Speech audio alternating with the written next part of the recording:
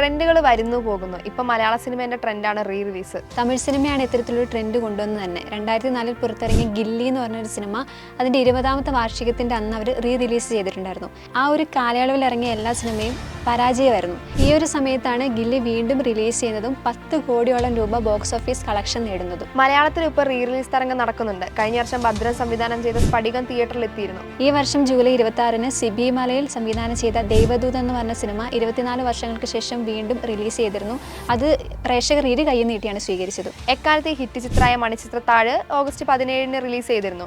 രണ്ടാം വരവായിട്ട് കൂടി പ്രേക്ഷകർ അത് കൈവിട്ടില്ല. തുടർച്ചയായ 2 മോഹൻലാൽ ചിത്രങ്ങൾ വീണ്ടും റിലീസ് ചെയ്ത് ഹിറ്റ് അടിച്ചു കഴിഞ്ഞു. ഇനി വരാൻ പോകുന്നത് മമ്മൂട്ടി ചിത്രങ്ങളാണ്. ആവനാഴി, പാലേരി മാണിക്യം തുടങ്ങിയ സിനിമകളാണ് ഇനി റിലീസിന് ഒരുങ്ങുന്നത്. മലയാള സിനിമയിൽ റീ റിലീസ് കൂടുന്നതിന് 2 അഭിപ്രായമുണ്ട്. ഒരു പക്ഷം പറയുന്നത് ഇപ്പോൾ ഇറങ്ങുന്ന സിനിമകൾക്ക് അത്ര ക്വാളിറ്റി പോരാ, അതുകൊണ്ട് തന്നെ പഴയ പടങ്ങളാണ് കൂടുതൽ നല്ലത്, അതുകൊണ്ട് നമ്മളത് കാണാൻ ആഗ്രഹിക്കുന്നു എന്നുള്ളതാണ്.